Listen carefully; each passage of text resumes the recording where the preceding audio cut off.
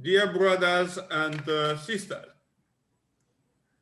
the purpose of this Laudato Si webinar series are to generate interest in the critical importance of an integral ecology as presented in Laudato Si, the landmark document from the Pope Francis. To try to inculcate the values that lead to and sustain integral ecology, and to present some concrete and practical Oblate initiative about integral ecology from different Oblate units. Yeah, let us then begin with the presentation. Today's webinar focuses on sustainable development in the framework of Laudato Si. And we have two presenters for this webinar. The first is Graciela Etchart, the Director of the Office of Oblate Mission Sustainability, who will present on the topic Sustainable Development in the Framework of Laudato Si. Graciela Etchart, PhD, has been the Director of the Office of Oblate Mission Sustainability since 2014. Previously, she acted as a grant writer for the United States Provinces Missionary Oblate Partnership. She's a native of Uruguay. She holds an accounting management master's degree from the University of Uruguay and a PhD in sustainable development from the University of Washington in the United States. She has taught courses and conducted research in the areas of organizations, management, and sustainable development. She has been an Oblate associate since 2001. We thank Graciela for accepting to present, to share with us about this topic. And with your permission, I leave her the floor and to present her topic. Thank you, Graciela. And thank you to all of you for being present here to listen. In Laudato Si, Pope Francis tells us that the natural environment is a collective good and the patrimonial responsibility of all of us. And he also says that it's the urgent challenge to protect our common good includes a concern to bring the whole human family together to seek a sustainable and integral development. So what is sustainable development? The ideas that are rooted in sustainable development have been around for several decades, but the concept in itself was appeared for the first time in a report from the UN World Commission on Environment and Development that produced a report in 1987 called Our Common Future. Excuse me, ma'am, I think your microphone is probably muted because I can't get any sound from this side. Thank you. Actually not. I think perfectly clear to me. I think we can hear well. Yeah. I can hear perfectly. Yeah. If you could try again from your side, because her microphone is on and there's no issue. Yeah, yes, Father, I can hear you now, but I couldn't hear her. Ah. Okay, let's try again, shall we? If there's any issue, if you could write to me a message on the inbox, let's see what we can do. Thank you. Okay, so I was saying that the World Commission on Environment and Development produced in 1987 a report called Our Common Future. And there, that report defines sustainable development as development that meets the needs of the present without compromising the ability of future generations to meet their own needs. This has become the traditional definition of sustainable development. A first point that appears at this moment, a first clarification. You could have heard talking about growth and development indistinctly, but growth and development are different things. Growth is a quantitative concept. If a country is growing economically, it's producing more. That doesn't mean that the quality of life of their people is improving. Development, on the other hand, is a qualitative definition. It talks about better improvement. So in this way, we can think that the sustainable development will be the process of continuous improvement on the quality of life of a community over time without running down the human-made social and natural capital of that community. And thinking of definition in this way, I personally don't like the idea of talking about developed and developing countries, because all countries are processes of developing. So they may be more developed, less developed, but overall still is a continuous process. And that because of the people focusing on this area, the idea of no longer look at the GDP or other economic measures, but consider something like the Sustainable Development Index or well-being indexes that are different measures that consider all other factors, not just economic, but just improvements. So consider quality of life, consider health, education, and care for the environment. And when we look at these new indexes, like the Sustainable Development Index, we get a surprise. The countries that are normally on top, like the US, is no longer there. It goes much lower. In the last the index at 2020, all the Scandinavian countries were first, and most of the Western European countries were there. But countries like Chile and even Costa Rica and others, in some measures, even my country, Uruguay, were ahead of many other countries considered wealthier than that in economic terms are wealthy.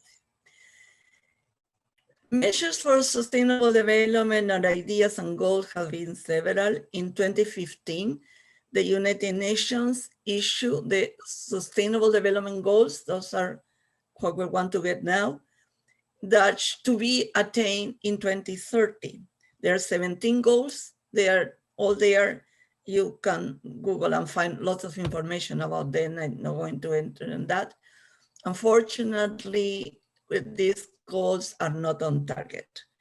And particularly in the last year with the COVID pandemic, climate issues start getting worse, and conflicts. These several goals that were doing much better are beginning to go backwards, unfortunately, again.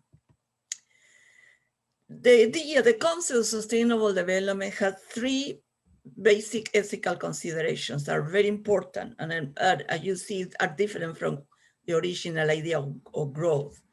First, the intergenerational fairness, that's in the definition, and that tells us that we need to leave a resource dowry for future generations. Pope Francis mentioned this in Laudato Si. This says that this is a basic question of justice, since the wealth we have received also belongs to those who will follow us. And the Unamis tribe chief Seattle, after which the city where I live is named, had said more than a century ago that we have borrowed the wealth from our children. So the idea of intergeneration is well expanded over a long time now. But the Commission also include the intergenerational fairness concept. that says that all persons currently alive have the right to pursue their own happiness and should be provided with the resources to do so. Francis in Fratelli Tutti mentions that the broader objective should always be to allow the poor a dignified life. So there is a parallel there. And the third consideration, ethical consideration, that this is added in sustainability is the fairness to nature on our terms to God's creation, but preserving its integrity, stability, and beauty without regard of their value for humans. And Francis said that in the beauty of nature, we see the beauty of the Creator sustaining this concept. And we will talk a little more, I will talk a little more about this in the coming slide. What is very characteristic of sustainable development is a very dynamic concept, because what is the definition of quality of life, what is the definition of time, and what is a resource change. And it changed with the space, and we change over time. What is a good definition of quality of life for, let's say, Uruguay may not be exactly the same definition of quality of life for South Africa or for Italy, because it's bound to the place. We have each area has a different idea.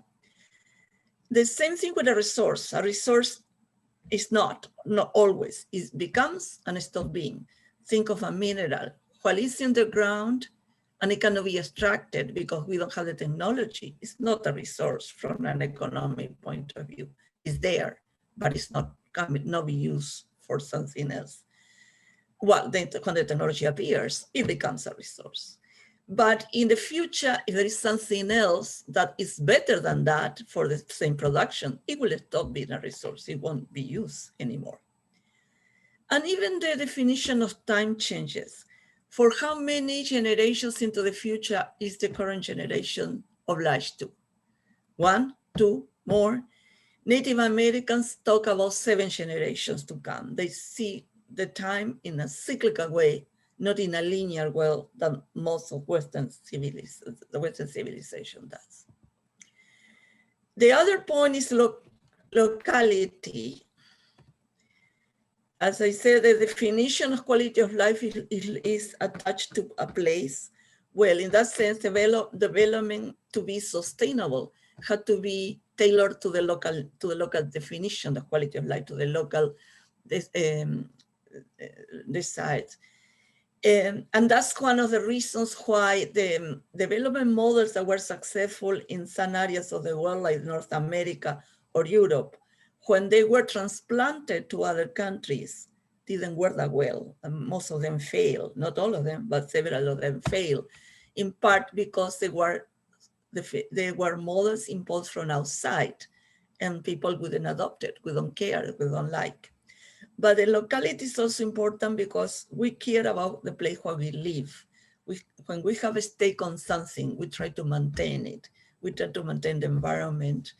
And we also tend to use the money we earn in the local place, in our own communities.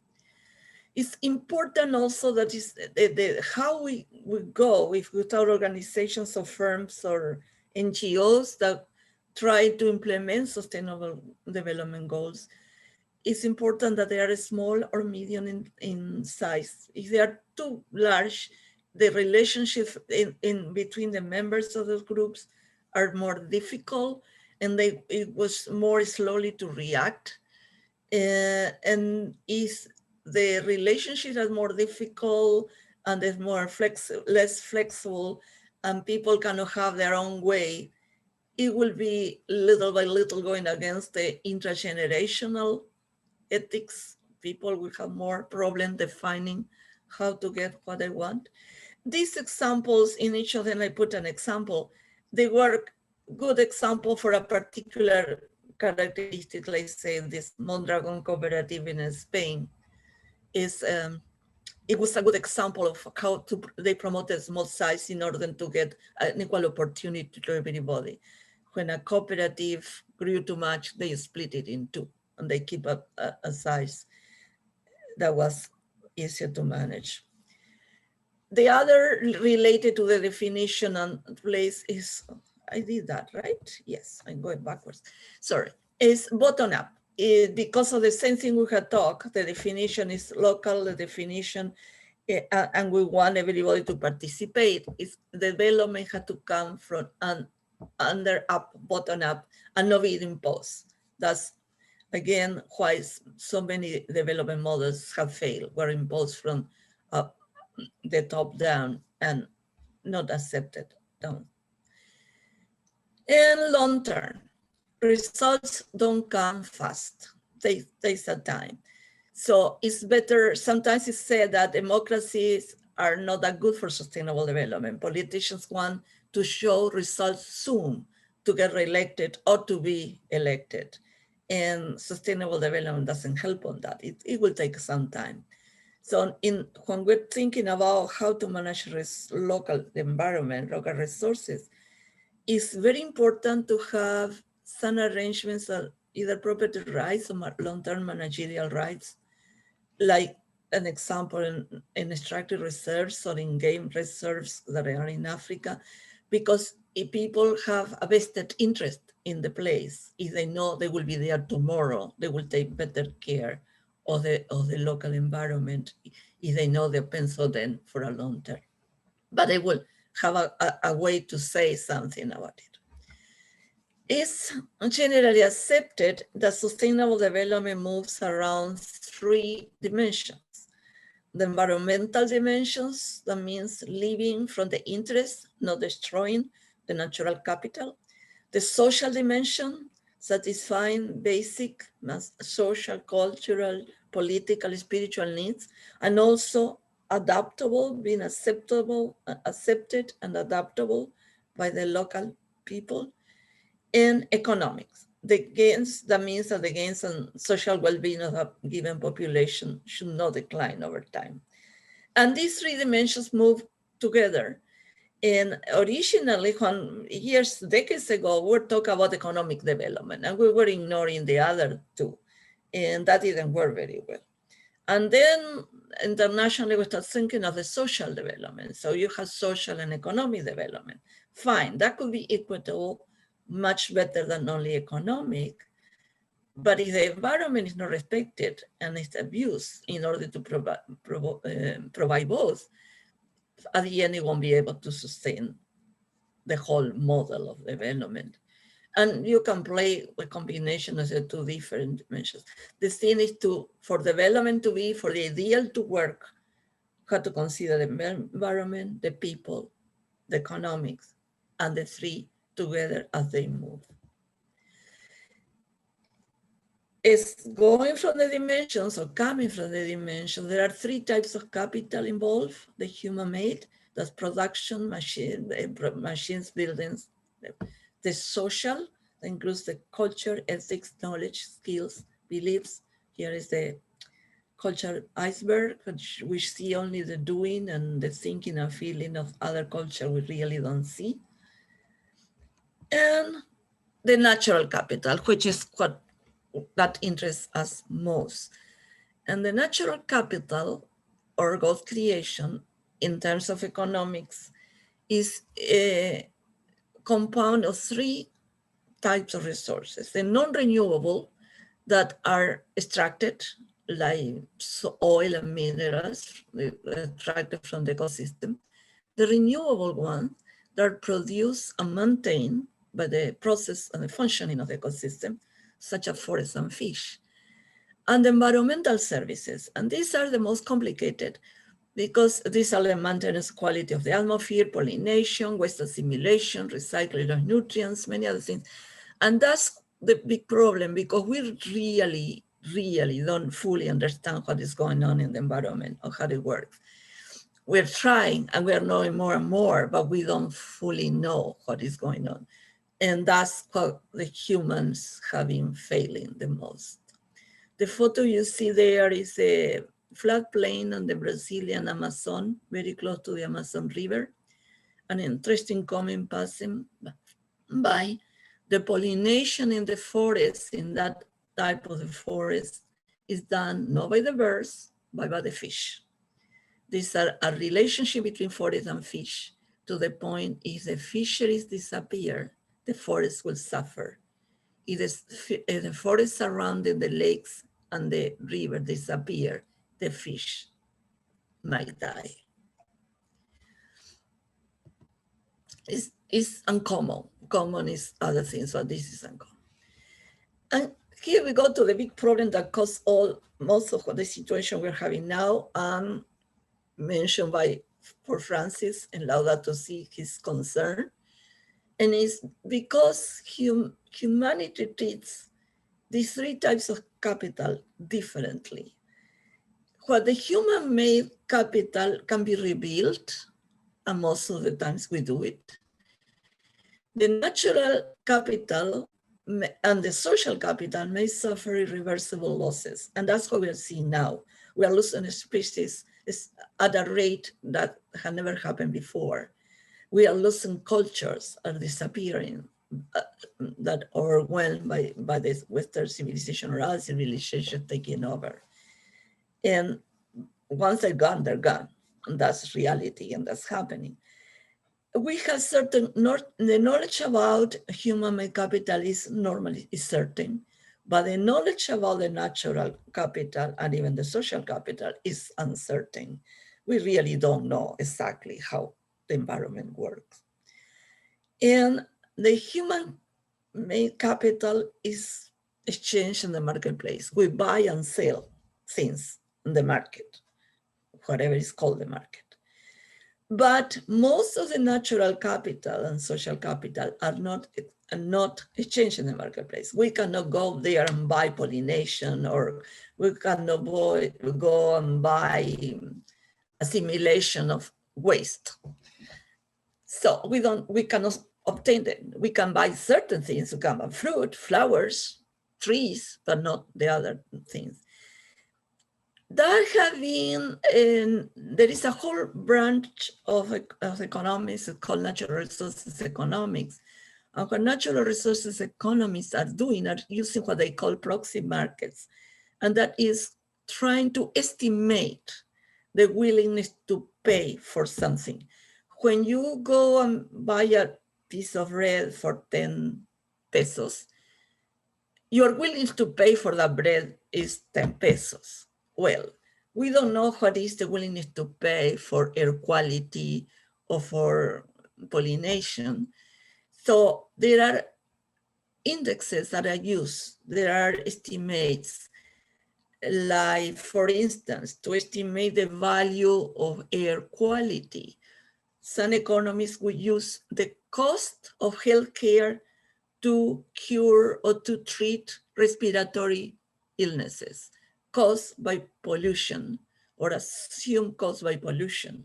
And that could be a proxy value of the cost or the value of clean air. There are other measures. The travel cost, how much a person is willing to spend traveling in order to see an elephant in the African savannah. Well, if you estimate an average of all the travel costs that go per year, of all the travelers that go to see an elephant, you can try to put an estimate value on an elephant. And it has been done. I use the elephant because a professor I had years ago actually estimated the value of an African elephant. And the other problem with environment is that we have had for centuries, forever, maybe until now, the perception of abundance and primitiveness in the case of a culture. We were thinking, oh, I can throw this garbage into the environment. The water, the air, the land will take it. Well, we are seeing now that that's not the case. And that is the basic of most of what is happening now. We don't give it a value, and we think it's there to do anything with it. So biology tells us that not to exhaust the natural capital, to prevent doing what we have been doing until now, renewable resources should be used in such a way that the rate of use is not greater than greater than the natural regeneration of the rate of the environment, and the carrying capacity of a place is respected. That means that how many trees can be in a plot. We put up to a certain number of trees, otherwise there are too many and they start dying. We also need to, waste flows and pollution to the environment should be kept at or below the assimilative capacity of the environment. But if unavoidable reversible environmental losses are caused by development, Francis here says maybe development should be stopped, and he talks about corridors for wildlife to circulate from a place to another. But it also can be done creating a shadow or compensated project. That means increasing the cost of the development project by something to create this other shadow project that could try to recreate or restore environment as similar as possible to the one that is destroyed. In the US, it's something called mitigation banks that I tried to search and I didn't see any reference in other country. And the idea is an agency like the Fish and Wildlife Agency acquires a piece of land and tries to recreate an environment that have been lost or having its damaged, and try to bring it back to the pristine original or close to it, probably not exactly. And any other group that wants to develop something but will cause a loss on the environment will buy credits. That means it will pay this agency, obtain credits. It's the right to develop. As you've probably heard about the credit to pollution, the right to pollute is buying credits from and giving them funds. The funds go to a country that wants to keep or create an adequate environment or the part of the environment or ecosystem that's been damaged. Quick example. This is a Swinomish tribe in Washington State. I cannot see the map of North America, but you probably can see it. That to show where Washington is and where in Washington is this tribe. This tribe is a small tribe of 1,000 members, have certain economic activities like casino, RV park, golf course that support them. And for them, salmon and shellfish are not only staple for their diet, that's very common in the native groups of the Pacific Northwest, probably Canada, Western Canada is the same. But it's also a centerpiece of the culture that defines them. They're people of the salmon, the people of the shellfish. And in recent years, they noticed that the fish harvests were diminishing the results because the habitat was vanishing and the waters were being polluted or were too warm. So with the support of agencies, government agencies, and even the other local people, not necessarily members of the tribe, they decided to go on fostering fish and shellfish recovery. They are restoring the habitat, restoring tidelands, channels, planting trees along the rivers and the waters to cool the water down. And they are rebuilding the reefs and creating a camp garden and managing the rivers or the water around them for water quality. And look at the logo of the tribe. The salmon is there. The salmon is the centerpiece of their culture. And that's what they try to restore. Here you see the clam garden created. See the press to a dam for the Thailand to manage the tides, marshes. A biologist measuring the shellfish.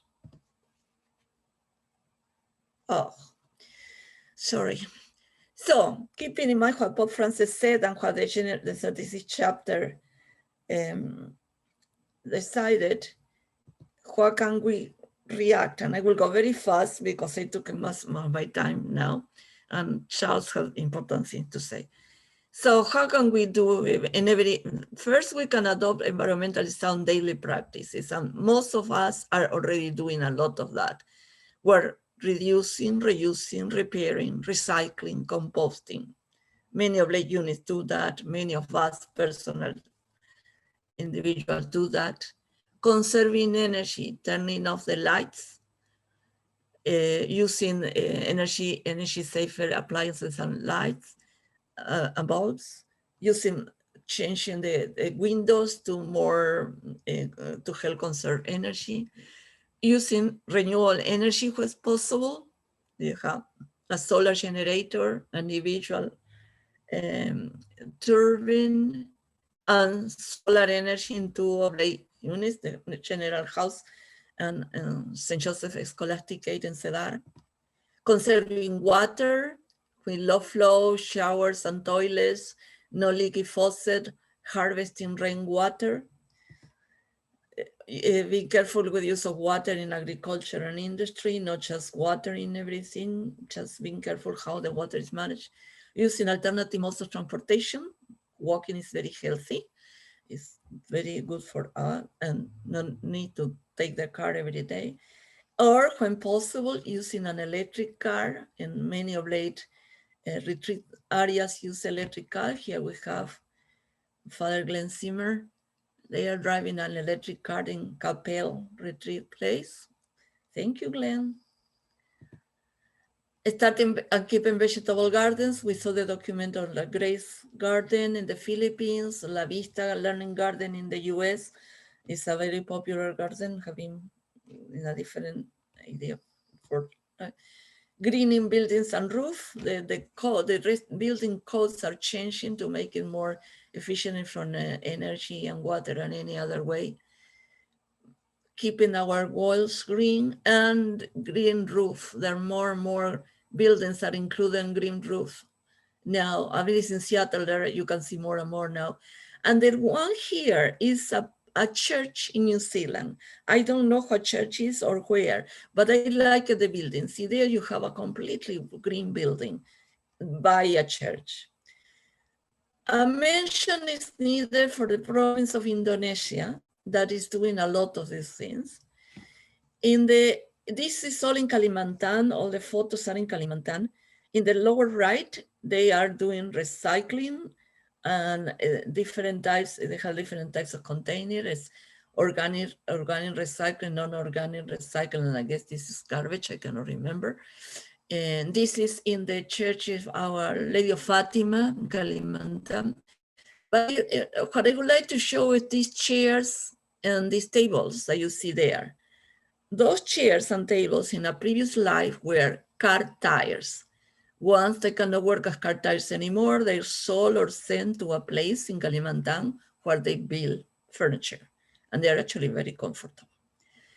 Indonesia as well is having a forest. You know, when trees grow, they sink CO2. And then they maintain, they are cut and then they emit CO2. They have a rubber tree forest. They're doing that for financial sustainability purposes, but it's also sustainable development purpose. And a fish pond. They have started fishing farms, all considering all the factors they have to consider for that. Getting informed.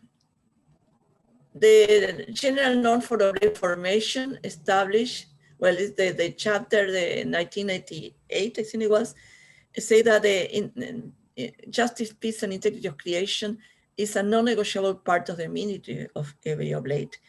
And an ongoing formation, the norms say that continuing to discern our lifestyle or your lifestyle is a lifelong endeavor to be concerned with promoting sustainable development, promoting a natural ecology that's both spiritual and social.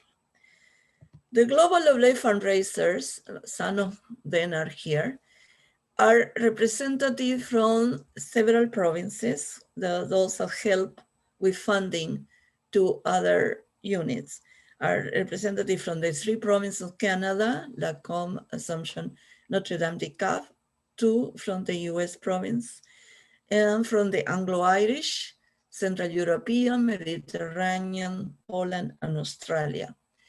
These Oblate fundraisers, since this resolution was approved on February 17, three days ago by the Superior General and his council, will consider approve from now on only request for funding that follows sustainable practice and don't have a negative effect on the natural environment. Of course, waging that negative effect with the cost of an environmental friendly alternative. There will be two exceptions. See, the request is made to meet an immediate and urgent need that if not satisfied could cause damage to people or the environment. That would have been the case of last year with when the beginning of the pandemic, basically were no very controls that would have prevented some disbursement or certain requests were not done, were not held. And the important thing was to send the money where was needed. And also the other exception is when there is not environmentally friendly alternative. I'm sorry it goes so fast, but I'm taking more time than I should. Through management and investment with Office of Peace or Justice, Peace and Integrity of Creation to lobby companies to do some work. As examples, for instance, the US office that's doing excellent work on lobbying companies and agencies. And also, it doesn't have to be an office, an officer that could advise the unit, the general counsel, the superior had just appointed a new director of the Father Assessment for the congregation, drafting sustainable development plans that consider sustainable development goals for the units, and wisely investing, for instance, investment in OIP investment trust, that is, that the investment from that trust will be protecting environment because they work with a provider of rating that does the research for them. And when you are going to create a new project, a new activity, consider what impact will that have on the environment. Will be meet the host requirements on environmental impacts? How will the unit manage those impacts? Is mitigation an option? What is the carrying capacity, like in the case of the fish farm? What was the carrying capacity? Will this new activity contribute to the meeting the UN Sustainable Development Goals? Here are two references. You can see them, you will have a copy that one talks about the Sustainable Development Goal, the other is just examples of sustainable, local sustainable development that considers three capitals: economic capital, the culture of the people, and the environment. Many of them are part of the UNESCO Global Heritage. And I want to leave you with a thought from, again, Chief Seattle from a century and a half ago. Oops. The earth does not belong to humans, humans belong to the earth. All things are connected like the blood that unites us, a family. Whatever befalls the earth befalls the children of the earth. Humans did not weave the web of life. They don't weave the web of life. They're merely stranded it. Whatever they do to the web, they do to themselves. Thank you very much. There is my email address. If you have questions or want some material, please let me know. And I also have a request for you. I know there are many more examples of sustainable practices in the congregation. You will hear about South Africa. We showed a little about Indonesia. I know there are many more. If an idea we're having is to create a database to have this case study of sustainable practices, and if you can tell me, you can send me information, I will be very grateful, because that will be a reference for other units eventually. Yes. Thank you, Graciela. We thank Graciela for this presentation. What? Sorry, I apologize to Charles. I took 10 minutes of his time. No problem. Yes, We thank you, Graciela, for your presentation and all the inputs you shared with us. I'm not going to take the risk to summarize. I want to invite those who are questions to address. We are going to take only 2 questions, or at least 2. Can add 1, but not more. Please, questions if you have. They fall asleep.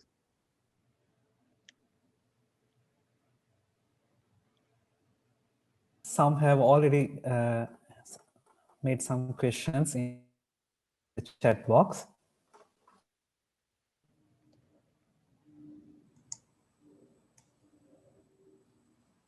Okay, I can see some.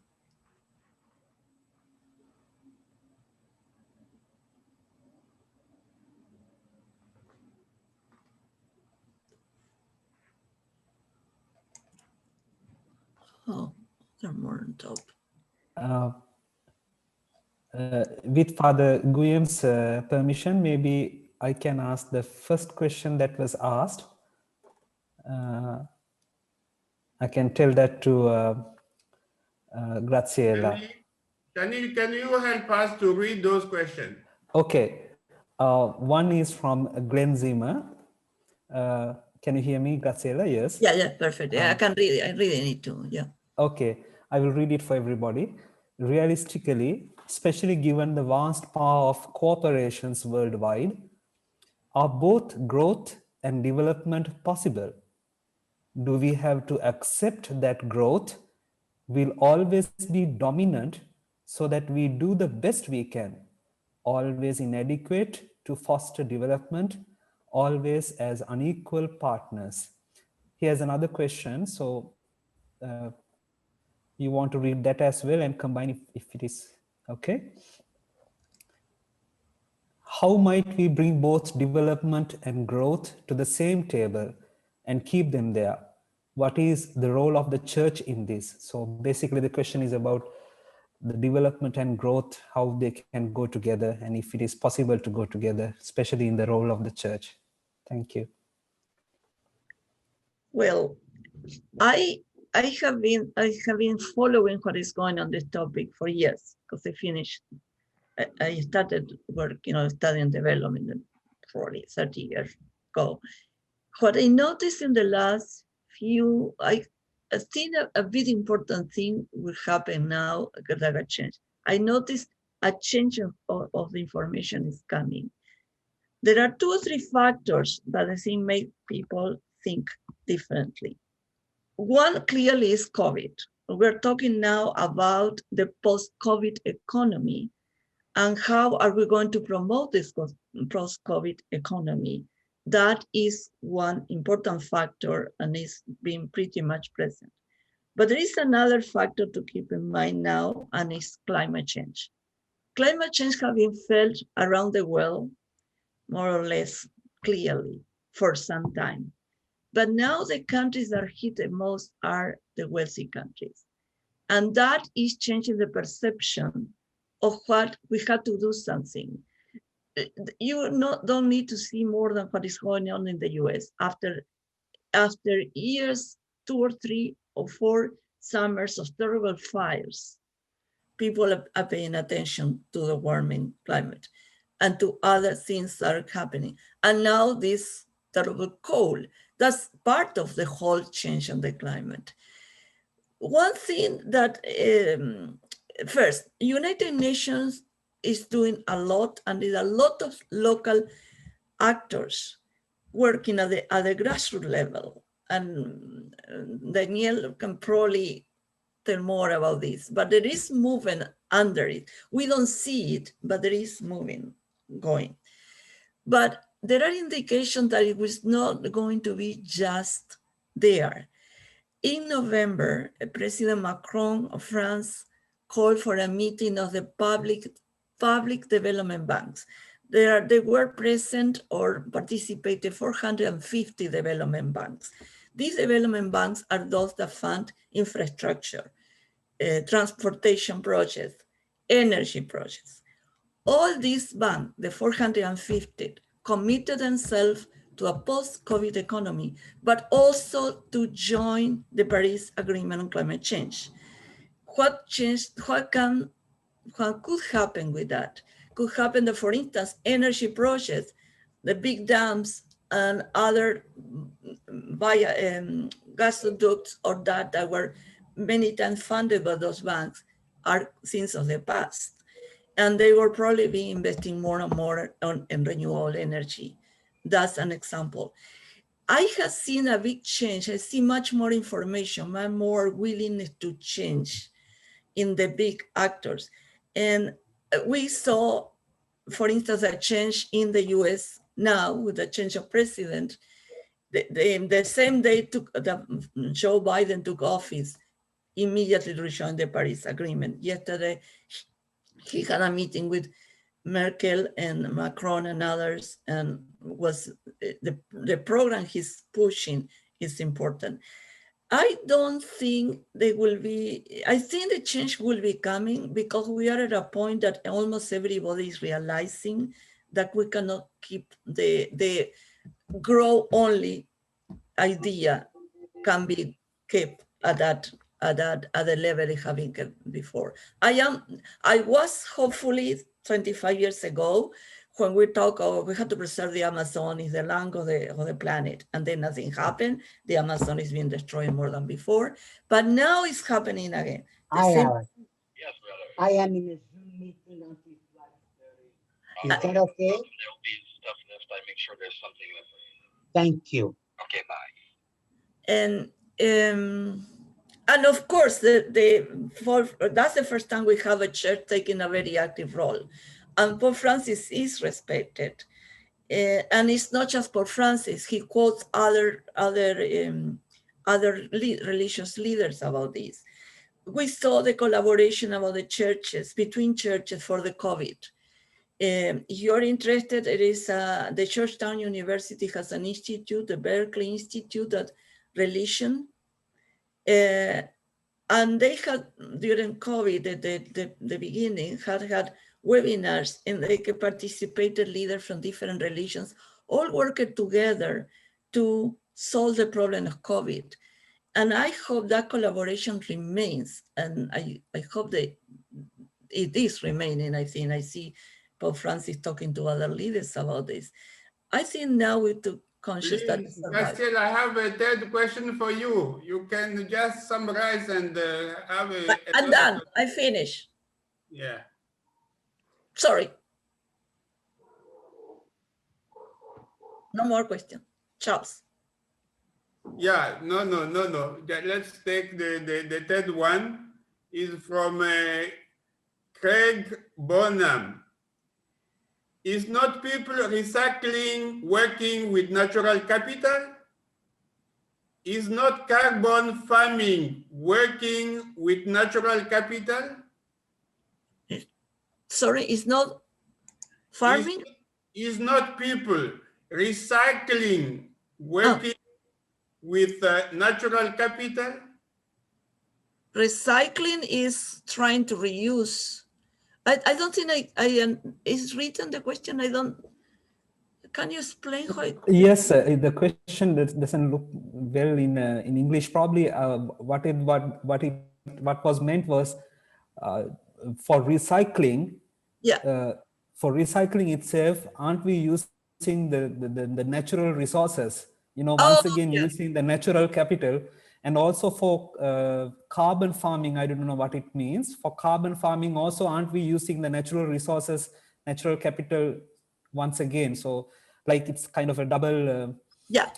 And that's a problem. And we see that, for instance, when we try to use natural for combustible, how is the palm oil and other biodiesel and things like that. We are actually, yes. And that's something that had to be considered. As again, what is better is not necessarily we have to go in that direction. If that causes on the side more destruction of the capital. Hopefully the technology will help on that. But yes, it can be a double, double arm. Can be, yes, we're fine. Is no, we don't use more paper, so we don't not destroy more trees. However, we use more energy to wash the bags we take to the supermarket every day. Yes, it had to be considered, and it had to be analyzed on how it's done. Probably had to get an intermediate solution. I don't know. That's more the technical question how it's done, but it should be considered. Thank you very much. Thank you so much, Graciela. Thank you. And I invite you now to follow the second topic. Our second presenter is Charles Rensburg, OMI, who will present on the topic Implementing Sustainable Development Strategy. Father Charles Rensburg is the treasurer for the OMI province of Southern Africa and has specialized in strategy development and finance. He has many years of experience in project and program development and animates this dynamic within his Oblate unit. He also serves on the Oblate International Pastoral Investment Trust and the OIP. And also he is a member of the board and assists in some of the management function of the OIP through board representations. He has animated the development of a sustainable development report for the OMI province of Southern Africa, from which we'll be able to draw insights into implementing sustainable development strategies within the vision of Laudato Si. Charles, thank you very much for having accepted to share with us what you are doing in South Africa. Now, I invite all the participants to listen to your topic. Thank you very much. Thank you very much, Father Mutunda. I'm going to be presenting on the practical implementation of sustainable development. We've heard the theoretical framework, and now we look at how do we implement sustainable development in concrete terms. My presentation will be divided into two sections. The first section looks at the theory of how we implement sustainable development. And the second part looks at how we apply those concepts and concretely apply them in various examples in our Southern African context. So we look at sustainable development as hinged on 7 pillars: people, innovation, partnership, co-design solutions, environment, and sustained well-being.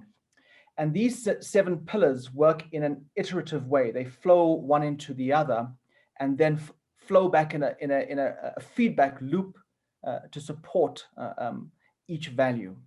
So if we look at the 7 pillars, we say sustainable development ultimately is the development of people using innovative strategies, enhancing collaborative partnerships, utilizing the strategy of co-design solutions with a deep respect for the environment, creating a sense of sustained well-being, which ultimately feeds back into the development of people. And so if we look at the problems that sustainable development seeks to address in Laudato Si, it's primarily 2 particular concerns that we can zero down to. And the 2 concerns would be is the unsustainable productivity or utility of resources. And the second being the unequal distribution of wealth and resources. And these 2 problems, unsustainable production and unsustainable utility of resources, combined with the lack of sharing of resources with distribution of resources, creates the myriad of problems that that Laudato Si outlines, and which the United Nations seeks to address through their solidarity goals. So let's go into the strategy, into how do we implement sustainable development. And I'm going to be explaining 3 processes by which we achieve or work towards sustainable development. And the 3 processes are: 1, the utility of design thinking. The second is the identification within project activity or in any activity, business as well, of multiple streams of value. And the third process, the utility of co-design solutions. So these are the 3 processes that I want to describe. I'm going to first start by explaining the theory of these processes: design thinking, identification of multiple streams of value, and co-design solutions. And then we're going to apply them in a practical way.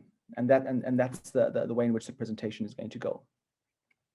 So when we look at design thinking and the achievement of sustainable development goals, we have to acknowledge that we have to move away from linear transactional processes. And the linear transactional processes, I remember when they developed project management strategies, and they tried to zero down issues to one single problem. That was tremendous work that was done in the 60s and 70s. That methodology doesn't work. Once we start trying to zero down a problem to one thing, we start and maintain linear transactional processes. And when we maintain these linear transactional processes, what happens is you start creating activities or across a visibility timeline. And so when you start creating activities across a visibility timeline, you're automatically, by doing that through a linear transactional process, you are prioritizing values across that timeline. And so the value that has the shortest duration to yield will always be the one that will have the greatest priority. So this limited linear transactional process, therefore, creates a limited perspective of value. And when it creates a limited perspective of value, it starts to create a tension between the values within a project, and they start to compete over scarce resources. Okay. And unfortunately, the value, as I said earlier, which has the fastest duration to yielding, always seems to win. And what that ultimately leads to is that the value of profitability becomes the most important driver for project success. So in the process of trying to change the methodology of how we implement projects requires the utility of design thinking and a movement away from this transactional process. And in order to do that, we have to enhance our definition of how we understand the originating goal. And goals, therefore, cannot be reduced. The crisis of the reductionist years of the transactional processes have to be undone. And we have to embrace a multifaceted understanding of goals, which are able to hold within a healthy tension both the long-term and the short-term vision. And by that, I'm trying to illustrate that when we start developing comprehensive goals, we don't separate originating goals from impacts. Some in visibility timelines, you start creating sustainability through profitability, and then from that profitability, you start paying attention to economic, social, and governance policies, ESG policies. I'm saying, no, that's not the methodology. The methodology has to integrate the long-term vision with the short-term vision as the originating goal. And therefore, it requires a design thinking methodology. I mean, I could say much more, but that's just an introduction to what I'm trying to say in terms of moving in this direction. Timelines, therefore, in in this design thinking methodology have to be broadened for more complex goals, which embrace the social and the environmental. And thus allows the long-term and the more complex horizon to be appreciated. Otherwise, profitability will always be the sole driver for project evaluation. And we see that often in business activity. So that's the first process that I want to try and unpack. The second process, which is really exciting, is the notion of multiple streams of value. So in the notion of moving a project or activity towards achieving sustainable solidarity goals, we have to be able to identify multiple streams of value in a visible and a conscious way. And that happens through a comprehensive knowledge process that allows for the short-term and the long-term objectives to be congruently visualized. So goals therefore have to respond to an acknowledgement that by integrating multiple streams of value into project activity ensures a contribution towards achieving development which is sustainable because it's responding to more than just one value. And therefore, when from the initial onset, we would say that project activity or business activity or program activity should at least have these 5 fundamental streams of value. And I'm just going to name them quickly: enterprise and innovation, enterprise, the business itself and innovation strategies, people development, environment, governance, the Oblate charism, partnership, and collaboration. So the process by which we move a project towards achieving sustainable solidarity goals is by interfacing these value streams in an iterative way, in a feedback loop, so as to develop an ongoing methodology by which interacting streams of value generate a co-designing solution process, which produces mutually beneficiating outcomes. And these outcomes are sustainable because they respond to more than one value. Now, this statement that I've just made now, I'm going to unpack through the course of this presentation. The next process I want to look at from the theory perspective is how do we implement co-design solutions, and what do we mean by co-design solutions? And what we mean by co-design solutions is that the solutions we're trying to create in project activity is designed by more than one value and by more than one stakeholder. Okay? And when we integrate more than one value and more than one stakeholder, there is a greater probability that that project is moving towards sustainable outcomes. So if we look at this matrix, this knowledge solution matrix, which we're trying to, as a methodology, as a pathway methodology by which to implement sustainable development, we look at how the process of achieving co-design solutions requires the utility of a knowledge base process which is complex and multifaceted, and a knowledge and a dynamic which is transformational, as opposed to transactional. So you can see in the first quadrant, we see this profit compliance modeling, and a lot of businesses are in that space. They're just there to make profit, and they're there to be compliant. The financial modeling is the key driver to decision making, and they just build a value chains in a competitive way. That is a narrow-based knowledge process and extremely transactional. And we're saying, well, sometimes project activity, even the project we do as Oblates, can be in this space. And so we have to start saying, well, how do we move those projects that we're doing to applying themselves to achieving sustainable solidarity goals? So you move the project towards a more complex knowledge process and to a more transformational dynamic. And by doing that, okay, we have to move towards innovation and integration and towards trust-based relationships. So if I had to summarize the movement, because you see these 2 arrows are moving, and one is moving towards a more complex knowledge process, and the other is moving towards a more trust-based collaboration. We can see, therefore, that the methodology by which we implement co-design solutions is, first of all, when we're moving from innovation and from profit compliance to innovation and integration, what we're doing is we're building people and processes, we're building systems. And when we're moving from profit compliance modeling to trust-based relationships, we're ultimately building trust-based relationships and stakeholders. And when we're building these two pathways, we're creating the opportunity or the situation where multiple streams of value are able to communicate and stakeholders are able to partner together, and they create this engaged response of values working together and stakeholders working together to create this co-design solution. So if I had to summarize it here, you can see in this diagram here that the co-design solution is a combination of three agents. It's stakeholders being the investors, the suppliers, the customers, the local community, co-ownership platforms, all major stakeholders. It's the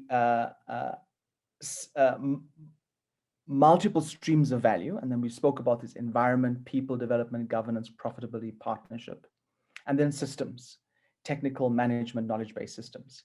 And so when we're using knowledge, when we're using values, and we're using stakeholders, and we're bringing them together in a trust-based relationship, okay, building a complex knowledge process, we're able to create the atmosphere or the conditions for co-design solutions. Okay. And remember that the co-design solution is values and stakeholders and knowledge-based processes working together to create a solution that is beneficial to everybody. So this is the theory around how we implement project activity or business activity. And this can be applied across all Oblate units, regardless of their particular context. So let's try and apply these concepts. And then when we apply the concepts, it actually becomes more exciting. So I look at the first application is that, okay, we started a farm in South Africa, and when we started the farm in South Africa, the first thing we have to say is, well, how do we identify the multiple streams of value? Okay, because that's what we want to try and keep in a constant dialogue. So we don't just suck it out of our thumb. We have to use a strategic process by which we arrive at the identification of multiple streams of value. So we start off by identifying what are our value factors. So our value factors are economy, people, agriculture, and environment. Now, if you're working in an education sector, the section that probably will be specific to your factor would be education. If you're working in a medical situation, your factor is going to be healthcare. So your agriculture, healthcare, education, that factor is probably going to change according to your context. But what is more stable in your factors is going to be economy, people, and environment. And then your specific sector will be added in as your fourth sector. So economy, people, agriculture, and environment form the basic sectors for our project. And then we say, okay, so now let us get these factors to engage and talk to one another. So we get them to interface. We start interfacing these factors. And the factors interface with each other in such a way that they produce value. And they're producing value in three ways. They're either producing a value which protects, a value which enables, or a value which is creative. Okay. So we're trying to, when we're trying to determine the multiple streams of value, what we try to do now is we take a particular cluster, and the cluster in this case would be a people cluster. And then we interface that people cluster with economy, planet, and agriculture. And then we start looking at, well, what are the values that emanate out of that interactive process? So we look at here the people cluster. We analyze how the people factor interfaces with the three other respective factors, namely economy, environment, agricultural processes. And then we have a look at what values come out. So we say, okay, the people economic interface, and then we start interacting the factors. And we see that the values that emerge out of there is profitability processes, work efficiency, employee training, skills networking, profit sharing. When we interface people and agriculture, we see that the values that emerge would be safe and nutritious products, preventative healthcare security, food security, production, novel farming technologies, quality feed and processes. When we look at interfacing the people and the environment factors, The values that emerge out of that are implementing waste management, good animal care, monitoring best practices, long-term care. So by interfacing all these various factors together and trying to understand what values emerge from that, okay, we're able to actually draw a picture of what are our streams of value. So for our pig project then, we came up with these are the streams of value: profitability, preventative health systems, quality feed and production, ethical methods of production, profit sharing and benefits, community participation, waste management, employee development. And so in the process of applying co-design solutions, the idea, what we're trying to implement is that we want these multiple streams of value to constantly be talking to one another. And they form the basis of how we make decisions, so that profitability is not the sole driver for key decision making, but all the various other value streams that are part and parcel of the project. And that's how the project itself lends itself towards achieving social solidarity goals, by having that interactive process and being part of the decision-making conclusions. So then we look at the second part of this. How do we achieve co-design solutions? Now we have the multiple streams of value that are talking to one another. Now we have to get the stakeholders to talk to one another. And so co-design solutions ultimately is getting stakeholders to be a part of this whole process. And so the stakeholder contribution is through three processes, or three routes or pathways, shall we say. The first pathway is networking. The second pathway is partnership. The third pathway is long-term horizon investing. So let's look at an example of how, I'm going to give you examples of how the co-design solutions are put into practice. So we look at an example of a partnership for value protection. So we're looking at a co-design solution that is partnering to create a value which protects. That's ultimately what I'm trying to describe. So in this case here, we have a farm at St. Joe's in South Africa, and it has growing a specific hyacinth, a pollutant hyacinth, which causes massive evaporation of water. It pollutes the water. It kills the aquatic life. Now, we could at our farm just decide and say, well, you know, profitability is the most important thing in our business, and we're just going to ignore the problem of the hyacinth on the dam. But by ignoring it, it could affect the aquatic life. It could affect the downstream dams for the whole communities. So what did we do? We partnered with technical skill, with the University of KwaZulu-Natal, in developing strategies with their technical skill to be able to start addressing this problem of the water hyacinth. And so what are we producing? We're producing through this partnership, a stable and safe water resource. And we're not prioritizing profitability as the fundamental driver. We're taking part of our profitability and reinvesting it into water purity and water cleanliness, okay, and participating with the community in enabling that at the farm. And what are we doing? We're protecting value. The next would be in the co-design solution is technical and skilling. So we're trying to give an example of how co-designing enables value. So in this case here, we're trying to address in skilling partners with whom we are working with. And so our process is developing technical novel farming techniques, including community participation, and the outcome is sustainable farming practices.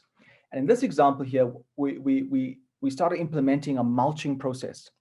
And instead of throwing away your debris waste from various agricultural products, we grind these up and make a mulching process.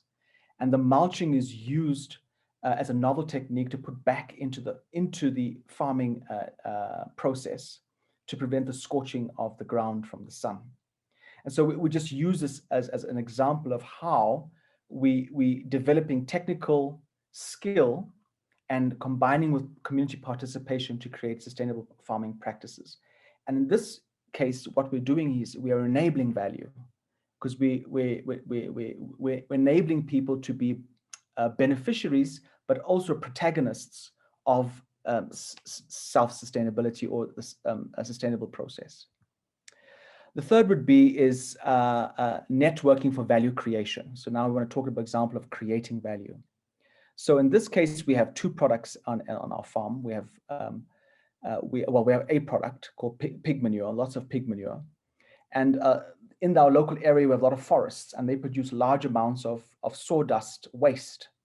So there's two waste products that are quite plentiful in our area. So we network to say, well, what can we do to combine these two waste products? And so we combine the pig manure with the sawdust in a layered process, and it creates a new product. And that's why we call it a creative function. And so therefore, by networking and people working together, they can start creating solutions that would not have otherwise been there if it wasn't through a networking function. And then the fourth is a sustaining value example of in co-design solution, that we look at long-term investing in the long-term horizon. So it's not important. We can't just always invest in our own profitability. We also have to reinvest for the long term, and sometimes that won't be seen immediately. And so what we do is we invest in building drilling boreholes for communities to enable them to have co-ownership platforms for agricultural processes. And so if the people are thriving in the agricultural space, they're going to be greater consumers of agricultural products, and therefore you're developing ultimately a value chain and a sustainable feedback loop. Okay, and that's what we call the sustaining value function. So if we have to evaluate how we achieve sustainable development, and especially when we're doing reports each year, we have to say, well, how are we moving our Oblate units? How are we moving our projects towards contributing towards social solidarity goals? We can at least utilize these four verbal analyses. Are we assimilating social development? Are we influencing social development? Are we enabling social development? Are we directly contributing towards social development, sustainable development? And so assimilation is just as important as doing. Influencing through the policy landscape. Enabling, how are we building capabilities in other people to develop this whole methodology of moving towards social solidarity goals? And what are we doing directly to output in terms of achieving social solidarity goals? I want to give an example from our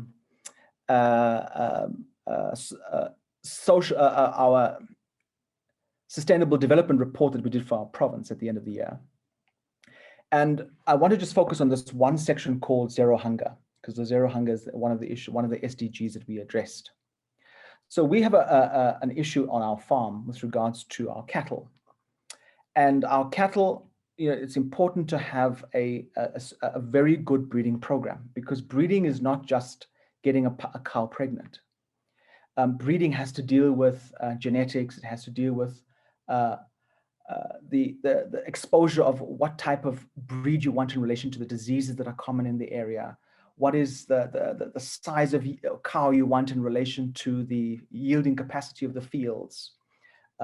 What type of cow do you want in relation to drought resistance? So breeding is a very technical process, and it's not just about getting a cow pregnant from one year to the next.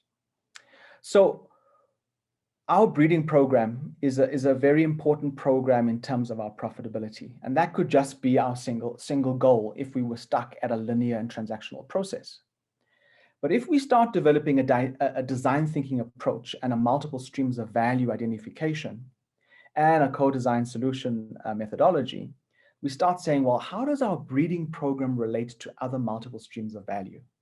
And how does our breeding program relate to partnership and collaboration with others? Because that's a more complex goal. The narrow goal is just to look at my individual need to ensure profitability through a successful breeding program. So one of the things there's two things we identified through this process. The first thing we identified was that subsistence farmers in our community, in our surrounding area, have very poor success rates in terms of their breeding and high mortality rates of their cattle. And we zero that down to two factors: poor farming practice and unscientifically designed breeding programs. And so therefore we say, well, how do we link the subsistence farmer to the breeding program? And that's really what we're trying to do. The second issue we try to look at is that, well, we noticed that there was a breakdown in the value chain of beef supply to the South African market as a result of COVID-19. And the majority of South Africa's beef comes from Australia and Namibia. So you say, well, okay, the breakdown in the value chain, this is going to create food insecurity. So what is our solution? Our solution, therefore, is to try and get the subsistence farmers to be a part of the breeding program in order for us to build a value chain that is more robust and able to maintain food security as a result of the destabilization as a result of COVID-19. So if you can see in terms of how we contribute is that we identify a more complex goal. Okay, and the more complex goal identifies what is our problem, what is a problem in relation to our stakeholders, and what is a problem in relation to other values. Okay, and that's how we develop a complex goal. And then we say, what is the nature of our contribution? Well, the nature of our contribution is, in this case, is a direct contribution because we are directly creating a value chain. It could also be considered an enabling function because we're building skill in subsistence farmers. So if you look at our strategy therefore is a direction towards food security. And what underlying strategies are we using, or pathway strategies are we using? We're using innovation, employment generation, and value chain development as the means by which we achieve food security. And so when food security is attained, we address the problem of the SDG zero hunger. Okay, and so I'm giving you an idea of how the design thinking approach develops the complex goal, and we're relating the complex goal to stakeholders and towards other streams of value.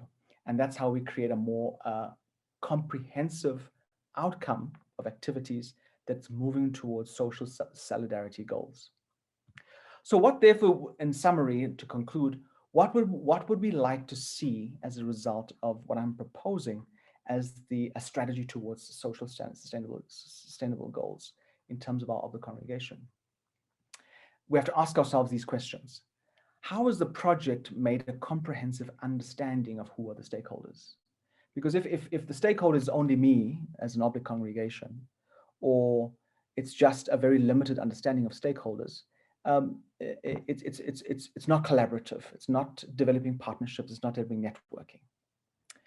How has the project identified multiple streams of value? And I went through a process of how we do that. We don't just guess at it. We go through a structured process of developing the factors, understanding how the factors interact, understanding the values in each factor, and then extrapolating from that, what are your multiple streams of value? And then you define them. These are our multiple streams of value. And then these have to be constantly talking to one another. So if a project comes in and it says, and they only have one stream of value, say, well, you haven't thought things through. You haven't really developed a more comprehensive and more complex knowledge process around project activity. How are the goals of the project directed towards achieving outputs which respond to the multiple streams of value? For example, if the environment is seen as a significant value stream within the project, how does the project seek to address the environmental needs within that particular project? Okay, so it's not enough to have the notion of impact as an afterthought. It has to be in the originating definition of the goal, because the value stream of the environment is just as important as profitability, just as important as the success of the project. Fourth, how does the project respond to more than one problem? And this, for me, I really like to see that. If I was a grant director and they ask and say, well, what is the problem? And you only gave one problem. I said, well, maybe it's not the best, well thought out issue. So how is it developing, responding to more than one problem? Has the project taken into account complex needs? For example, how is the project addressing the local problems of unemployment or pollution within a community? Fifth, how is an Oblate unit developing its knowledge of how to implement sustainable development? How is it assimilating the process by which sustainable development is brought about? And so how we can analyze it for our units would be, so what is happening in our ongoing information programs? What is happening in our formation programs, our tertiary level, Oblate tertiary schools?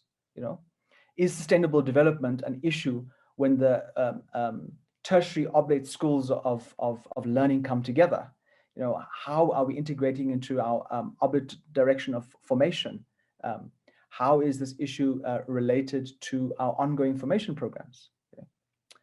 And then sixth, in what way is a project participating with other knowledge-based systems and processes to leverage innovation and transdisciplinary support for project activity?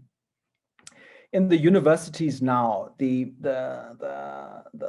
catchphrase now is in understanding co-design solutions is transdisciplinary solutions. How are we bringing more than one knowledge process together? If we're working by ourselves, I mean, we're theologians. Some of us are specialists in other things, but the majority of us Oblates are theologians. And so therefore we have to be able to partner with other disciplines, with other networking functions in order to create a more comprehensive stakeholder function. And that creates a better output in terms of the kind of decisions you draw, kind of inputs, and the way in which projects tend to be developed. So that draws to an end, and I'd like to just conclude with a summary definition by saying sustainable development essentially is an outcome. Yeah, it's not a thought process. It's an outcome of interacting streams of value, which generate mutually beneficiating outputs for all participating stakeholders, supported by self-perpetuating system. And I hope that from this presentation, the three processes that you walk away with is design thinking, multiple streams of value, and co-design solutions. Thank you. 34 minutes. Thank you, Charles. Thank you very much. Thank you for your presentation and all the sharing and the example of how you are implementing sustainable development in your units. Thank you very much. And I'm going to invite our participants who have questions to send them to me. I have already one from Joe Gunn, who is asking, can there be sustainable development without the leadership of women? Can there be sustainable development without the leadership of women? Well, my answer to that would be is that if there's no women, there hasn't been a proper stakeholder analysis. So we have more. Yes. The second question is, how can Oblate projects and ministries value the role of women more? I don't know if you catch the question. How can Oblate projects and ministries value the role of women more? I think one of the, I sometimes work with the University of Pretoria, and one of the things that they look at is how you understand your stakeholder. And sometimes there isn't a sufficient development of our engagement with stakeholders. And if tertiary institutions are struggling to engage stakeholders, what more about us even in our own context? So the only answer I would say to that is that the engagement with stakeholders is an underdeveloped area within the whole conversation around sustainable development. And it forms a part of further strategies of how we have to start developing stakeholder engagement strategies. And that's probably one of the things we're working on now, is how do we develop more comprehensive, more inclusive stakeholder engagement strategies. And that's probably another presentation that can follow from there. Yes, and another question from Pamela Dixon. How do you initiate conversation with stakeholders and gather buy-in for the various projects without emphasizing profitability, especially when profit may be what many stakeholders are using to measure success? I would think this may take some education and time, which increases the length of time to the project, ultimately increasing the time to sustainability and positive results. I don't know if you catch the question. My response to that would be what we are engaging with my engagement with the University of Pretoria is what they're trying to do in business is they're trying to say, well, how do you integrate ESG policies not just into an afterthought after you've made all the profits, but to integrate it into your business model. And that's the whole effort of universities are trying to work with businesses. And that's what I was trying to discuss earlier, is that profitability is important. I mean, it keeps the project going. But the profitability, are you going to make a 50% profit with exploitative processes? Or are you going to make a 30% or 20% profit with a more equitable and a more just methodology? So that's the type of conversation that they're trying to say, is that instead of pushing the boundaries towards the maximization of profits, which often leads to exploitation, to be able to say, well, let's have profit which is reduced because there's more than one stakeholder. The shareholder is one stakeholder, but the environment and the community and other aspects are also stakeholders who have to share in that business function. And that's the kind of conversation that's happening now between business schools and businesses. And I happen to share in the conversations on those platforms. So I think that's probably how I would answer that. Yeah, thank you. I don't know if there is another question.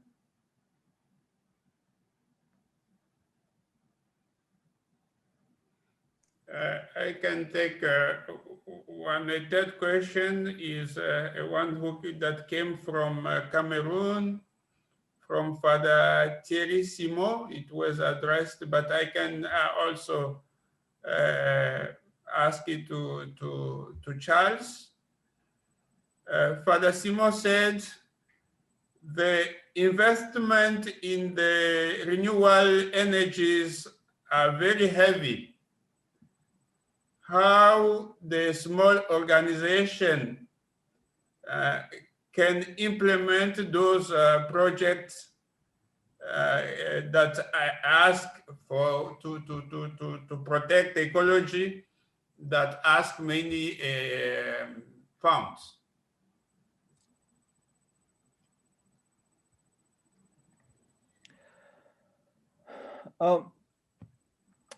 My issue would be is that you still have to when you're working out project planning, you still have to do cost benefit analysis. And cost benefit analysis is different to each particular place because the resources in each particular place are different. And so therefore, a solar project might be a cost saving in a highly resourced area, because your cost benefit analysis reveals that, okay? But a very poor resourced area, okay, might not produce a very good cost benefit analysis. So your cost benefit analysis across your streams of value will actually determine what is the best process to follow. So the answer is not in me giving you an answer. The answer is how do you apply the process? And the process is apply the cost benefit analysis, which determines the resources and the values that are present within a particular context. And that analysis will tell you what possible methodologies you can use. Sometimes human labor, which is very expensive in a Western area, in a well-developed, highly developed country, is actually very cheap in a under-resourced country. And so therefore, your cost benefit analysis will be different, okay? So the methodology of utilizing the cost benefit analysis in relation to your value streams is the answer to that question. Yeah, thank you. I know that we have other questions, but we must stop here. And with your permission, I want to thank Graciela and Charles for these presentations, very rich, and all the inputs, knowledge that they have shared with us. We are very happy. I saw someone said that those type of exchange are very useful for us. And someone said that they may be also very useful to be shared with those Oblate in first formation. This is what Graciela is doing by going for animation in the post-novitiate houses. Thank you very much. And also I want to thank Father Daniel Leblanc and Fernando Velasquez, who were translating for us, for their presence, and the Chanil, who is the grant manager of this webinar. Thank you for your participation. Thank you to you all. And we invite you to be present for the next webinar.